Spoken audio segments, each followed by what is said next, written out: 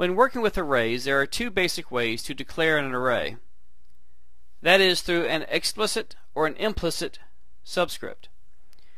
I have two examples in the Visual Basic environment. The first example creates our array called NameArray.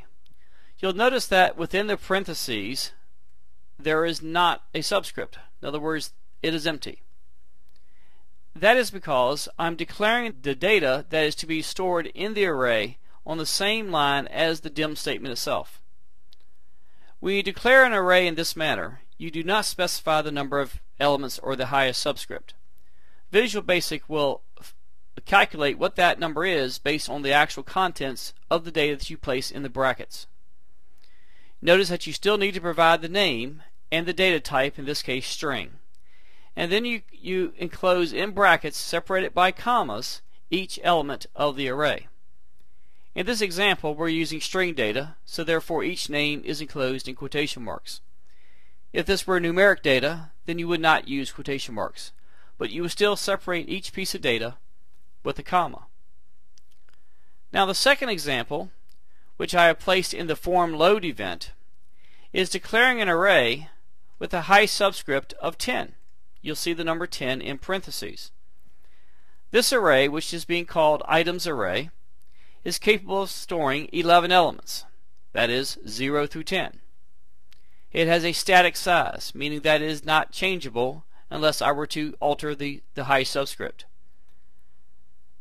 I don't have to enter 11 elements, I can enter up to 11 elements.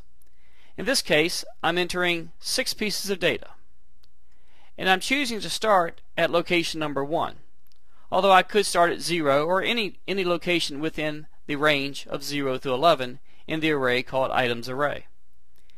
Notice in each example I am referencing the name of the array, in this case items array, followed by a subscript. Now the order in which I have them listed is not important, because each one of these pieces of data is being stored in a very specific location within the array called items array.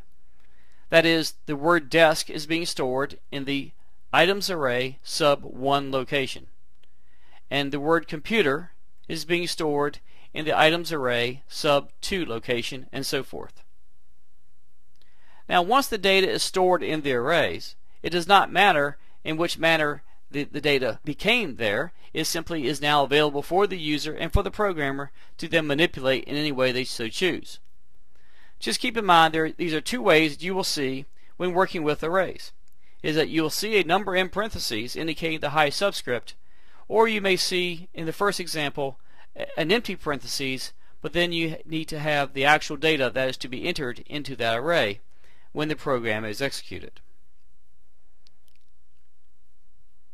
We will look at other examples of loading an array and also more on subscripts in another movie.